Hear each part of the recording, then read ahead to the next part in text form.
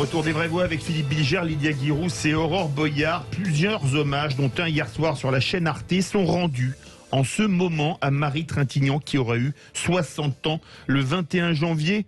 Marie Trintignant qui nous a quittés dans des circonstances dramatiques le 1er août 2003. Nous sommes en compagnie de Françoise Piazza, auteure du livre Marie Trintignant, une vie brisée, publié chez l'Archipel. Françoise Piazza, bonsoir. Bonsoir. Bienvenue sur Sud Radio. Comment vous est venue l'idée de ce livre et comment avez-vous écrit cette biographie de Marie Trintignant ? Alors l'idée m'est venue en parlant avec mon amie Marie-Josée Nat, qui interprétait le rôle de Sido dans le téléfilm que Nadine avait écrit sur Colette, dans lequel Marie jouait Colette. Marie-Josée était très bouleversée par la disparition de Marie.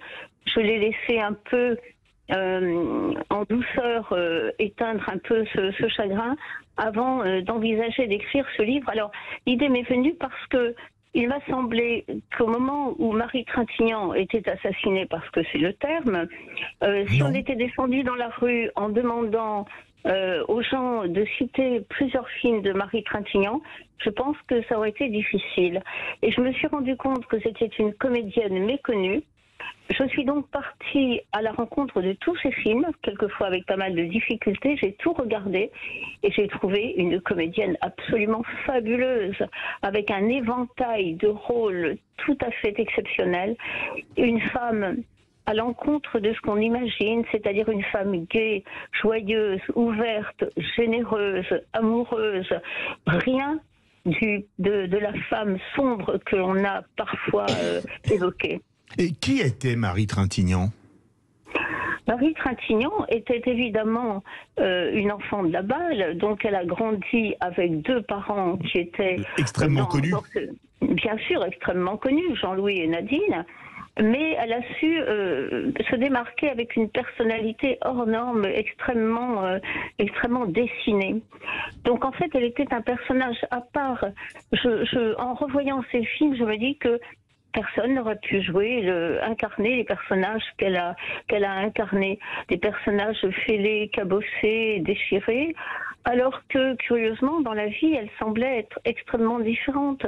Gaie avec sa tribu de 4 enfants, amoureuse par instant, changeant d'homme, ça la regarde, très proche de sa mère et adoratrice de son père. Philippe Bilger. Françoise Piazza, pardon de rectifier quelque chose que vous avez dit, qui ne changera pas la qualité de votre livre, que je lirai le plus vite possible. Elle n'a pas été assassinée. Elle a été victime de coups et blessures volontaires ayant entraîné la mort sans intention de la donner. Et Bertrand Cantat est un criminel qui a purgé sa peine. Je voulais juste rectifier ça parce que la qualification inexacte a entraîné beaucoup de confusion. Mais il n'empêche que je ne doute pas un seul instant que Marie Trintignant avait cette personnalité que vous avez si bien décrite. Et de toute manière, elle est la victime de quelqu'un qui a commis le pire. Françoise Piazza. Bien sûr. Alors, oui, allez-y, répondez, Françoise Piazza. Oui, non, je suis d'accord sur le terme, je n'ai pas utilisé le bon terme. C'est sûr. Alors, justement, il y a une photo en couverture, je montre la couverture, une photo en noir et blanc, absolument magnifique. On voit quelque chose, je ne sais pas ce que vous en pensez, Lydia Guirousse, dites que cette photo est belle, un regard extrêmement profond. Quel souvenir vous avez de Marie Trintignant ? Alors moi, je vous avoue que je n'ai pas beaucoup de souvenirs de Marie Trintignant. Je l'ai découverte... Ça fera 19 ans qu'elle nous a quittés le 1er août prochain. Je l'ai découverte à l'occasion de ce drame. J'avais, je crois, 18 ans. Je l'ai découverte à l'occasion de ce drame et là quand je regarde la photo, c'est une très belle photo avec un regard où il y a une forme de mélancolie presque. Cette photo en couverture, comment vous l'avez choisie ? Parce que des photos de Marie Trintignant, vu la quantité de shooting qu'elle avait fait dans sa trop courte vie, il y avait l'embarras du choix. Comment vous avez choisi cette photo qui est absolument, je ne sais pas ce que vous en pensez, Aurore Boyard, magnifique ? C'est Pauline Épinay qui a choisi cette photo. Pauline est responsable des photos à l'Archipel. Elle m'a proposé plusieurs photos en me disant je pense que celle-ci serait tout à fait magnifique. Je ne la connaissais pas. j'ai adhéré tout de suite à cette photo. Ah, c'est vrai J'en que avais retenu quelques autres, mais celle-ci m'a tout de suite emballée. Je trouve que c'est vraiment elle. Donc c'est Pauline Épinay qui a choisi cette photo et j'en suis ravie. Et qui a fait le bon choix. Aurore Boyard, destin de Marie Trintignant, destin tragique. Oui, bien sûr, mais comme beaucoup de femmes qui meurent sous les coups de leurs compagnons, effectivement, c'est bien Philippe qui l'ait repris parce que c'est coups et blessures, c'est pas mortel. Ayant donné la mort, il n'y a pas d'intention de tuer, c'est clair. Je dirais que ça doit toujours rester en mémoire pour nous donner des leçons. C'est-à-dire que quand on est en colère ou quand quelque chose ne va pas, on sort. Mais arriver à la mort de quelqu'un, la mort d'une femme, c'est quelque chose d'assez terrible. Alors effectivement, la photo est très belle. C'était une très belle femme, Marie Trintignant. Ah oui. Superbe femme. Voilà.